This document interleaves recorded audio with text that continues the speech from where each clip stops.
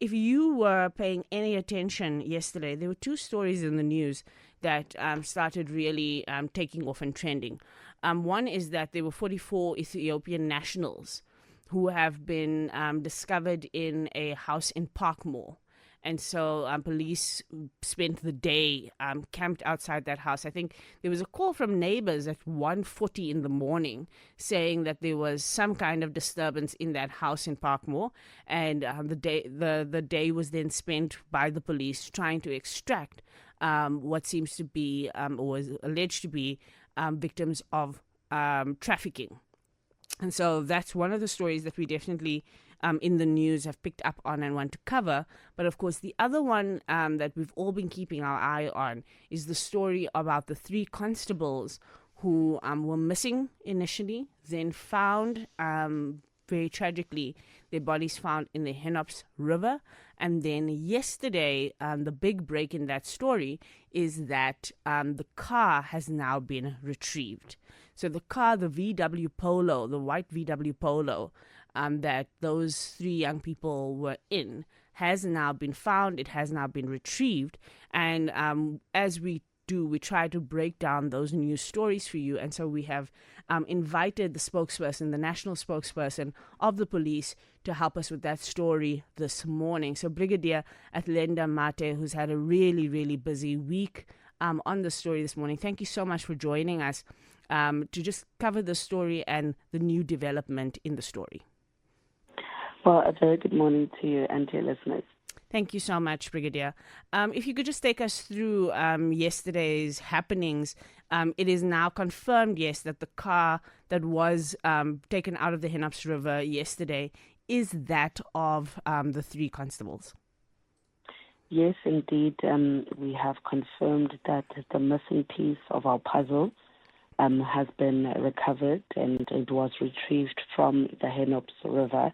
You'll recall that we initially thought it was a possible hijacking and kidnapping, but upon further investigation, by Sunday evening, our investigation had brought us to the Hennops River because we saw that the vehicle passed the Brakfontein interchange. It passed John Foster Drive. But after John Foster Drive, you cannot see it, according to the cameras along that route and obviously various technology that we are utilizing. So that narrowed our search and brought it along the N1, along this river. And by Monday morning, we had picked up pieces of what seemed to be a VW parts along the N1. That's when we deployed our air wing unit, our drone pilots, our divers to score this particular river. First two bodies were found on Monday, one being our groundsman attached to the Littleton police station, the other being Constable Senoche. We suspended the search because it was dark. Tuesday morning, we went in. We found Constable Linda. By Tuesday midday, we had found another decomposed body on the other side of the river, which we are yet to identify.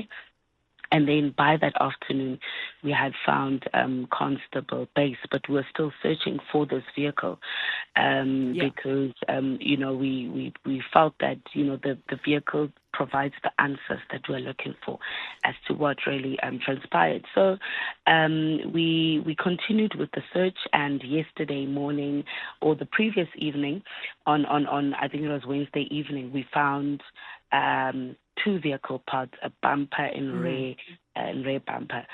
So we continued with our investigation. Thursday morning, we went on to the side of the river where the divers said they could detect a metal object, but that that information was false. Unfortunately, we searched that part of the river.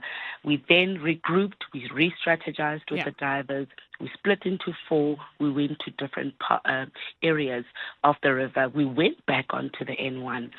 And when we went back onto the N1 and the driver started, retracing their steps and utilizing the sticks that they utilized to pick up metal objects, they then said, we are picking up something quite huge that feels and sounds like, a vehicle.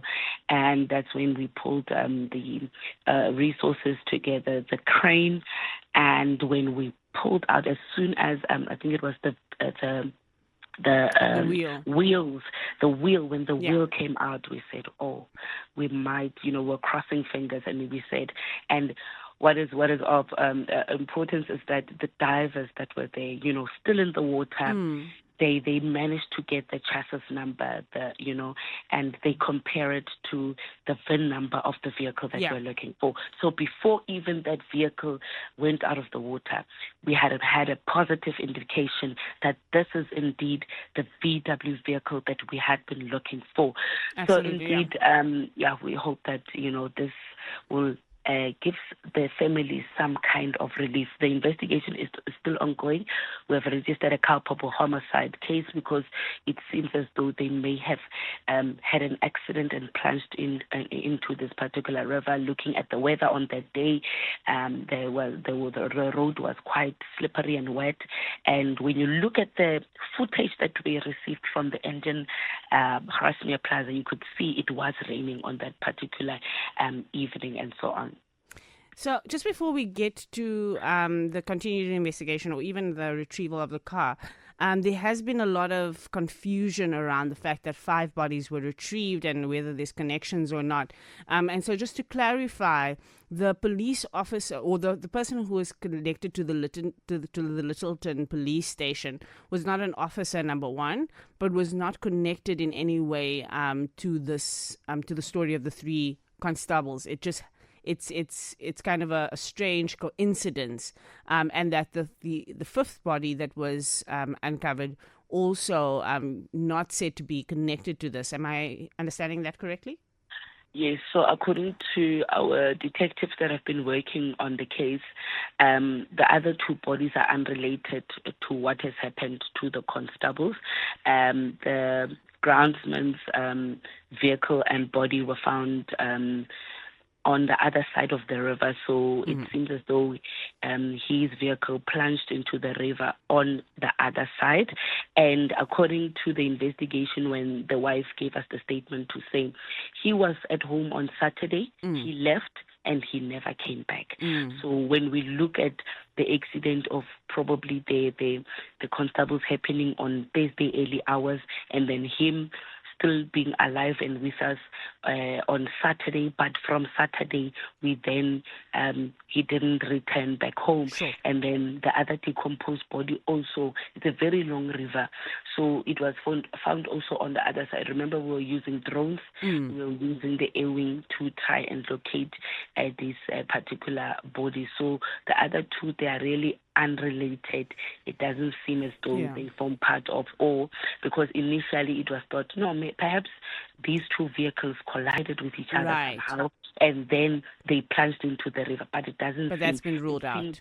It has been ruled out for now, looking at the distance and looking at the various parts of the river and the evidence now. So with what we are looking at now, it seems as though the vehicles of the constable, it lost control just after John Foster Drive, and it sadly plunged them into the river.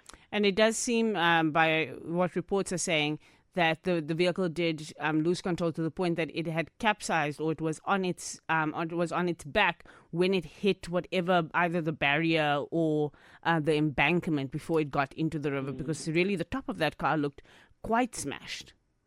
Look, our vehicle accident unit, they are in possession of the car. They will give us that final report that we are really waiting for. But from the impact and the way the vehicle looks, it looks like it hit with the bonnet. It hit the bonnet before, or the roof of the car, before even plunging into the river. So we are trusting on our engineers that are forming part of our vehicle accident unit to give us a comprehensive report on what may have transpired. But for now, it is a culpable homicide case that we have registered, and we have provided the families with the latest development to tell them what exactly happened. And the families were brought in by us from Bloemfontein, where they had the opportunity to identify their loved ones, and they positively identified them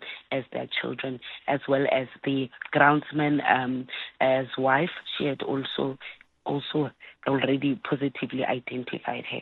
And so I think you're only now, in terms of that fifth body that was recovered, waiting for a positive identification there. But I think, Brigadier, one of the things that we were discussing yesterday about this is that it does create some concern in terms of whether or not there are more incidents that are happening across this river, and we're not necessarily getting to the bottom of all of it at the same time. I mean, it's just strange that so many bodies were discovered at the same time. But thank you so much for bringing that clarity. We always appreciate it when the police lead with such clear and concise communication.